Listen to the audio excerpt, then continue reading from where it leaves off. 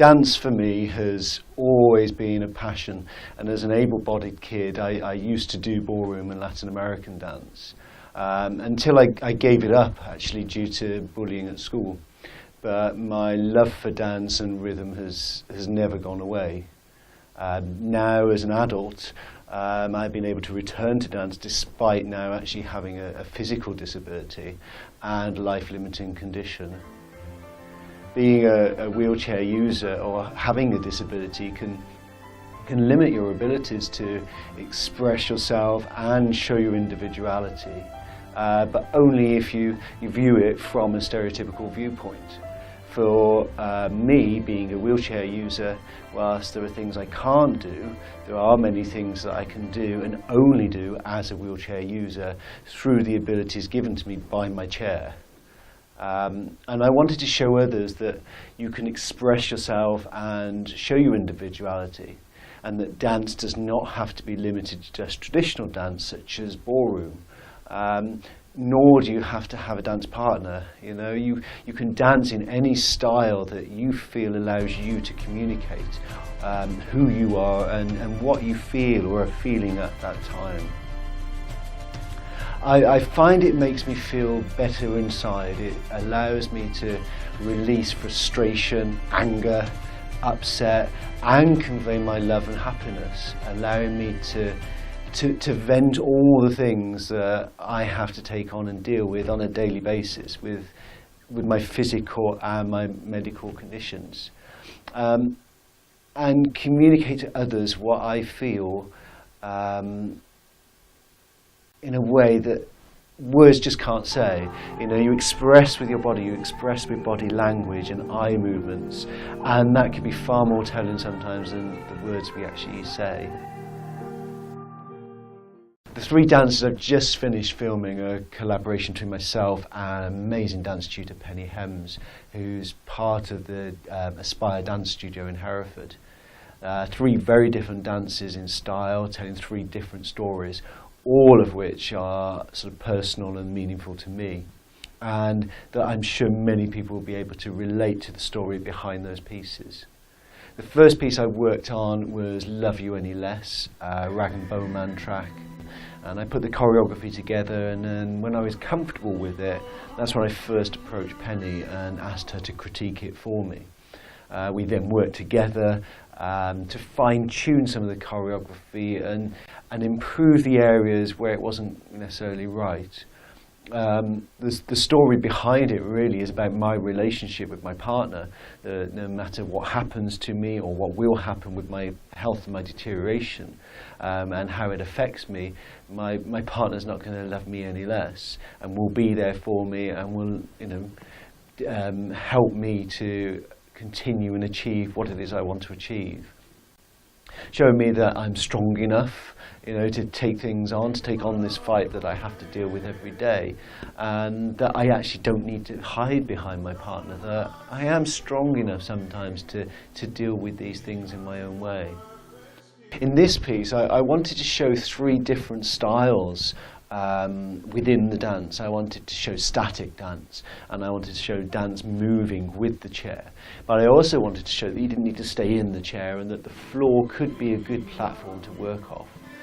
Incorporating that actual transition into the dance so it was fluid and finding ways, to make it look intended as part of the choreography.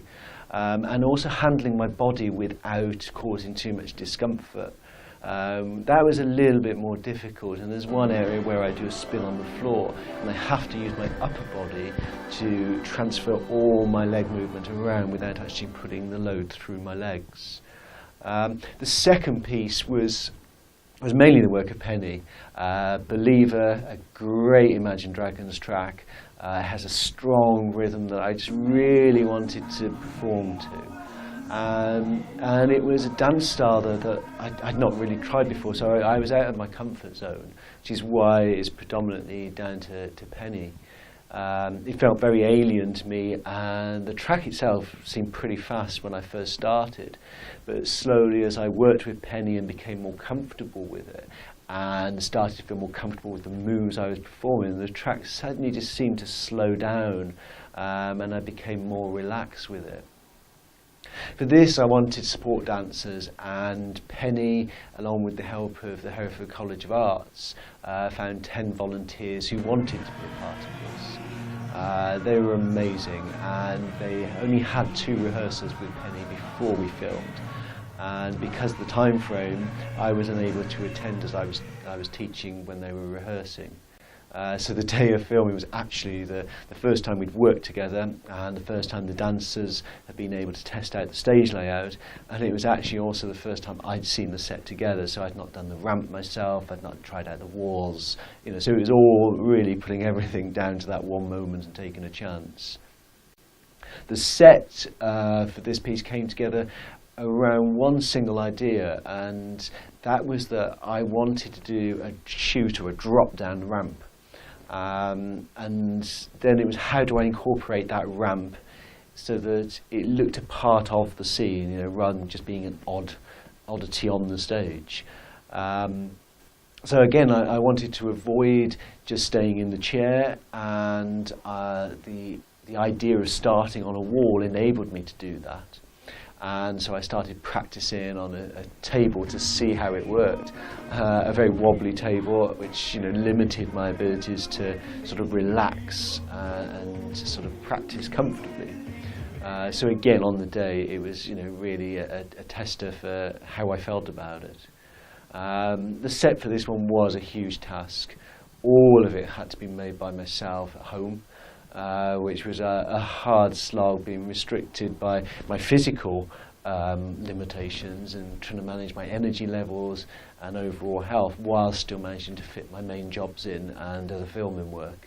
My partner did all the fetching and carrying, and by pacing myself, I managed to get it done in time. It was difficult that final week. My energy levels were rapidly deteriorating. And I just didn't feel I had enough time, but it came together. There are things I might have considered changing in hindsight. Maybe perhaps I took a bit too much on, but I think the end result I'm pretty pleased with. The third piece we worked on was "Truth is a Beautiful Thing," London Grammar.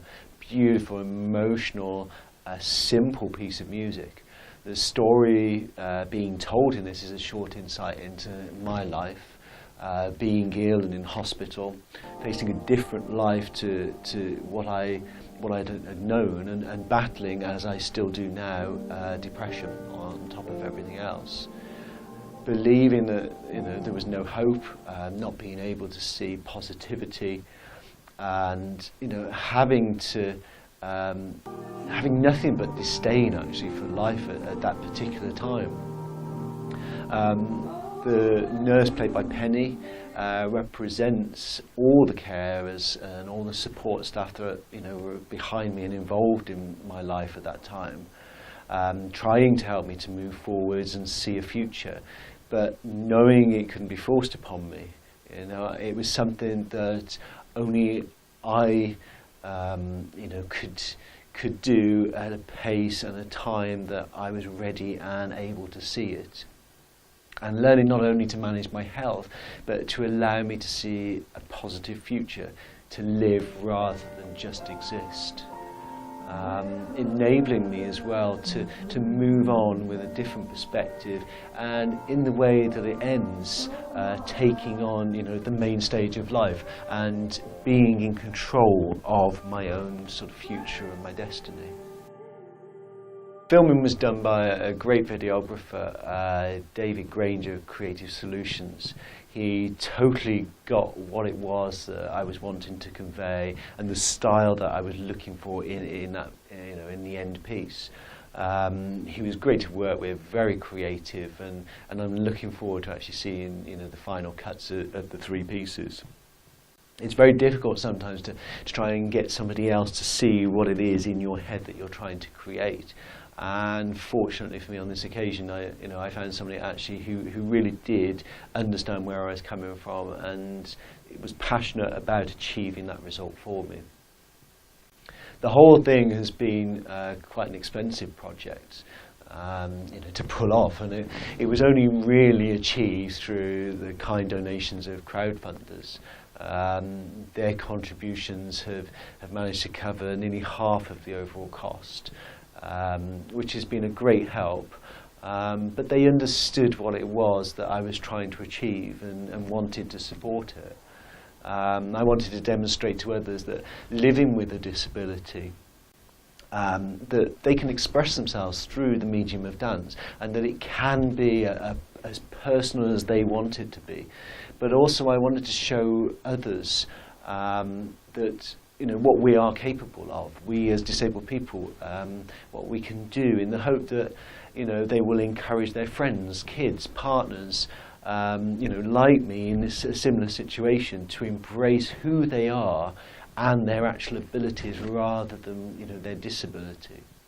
And also in the hope that dance tutors may watch and might see things that they didn't feel somebody in this position could actually do, and so they may be more comfortable about what our abilities are and what they can achieve with clients like myself, opening up more avenues for people with disabilities to excel and be creative individuals.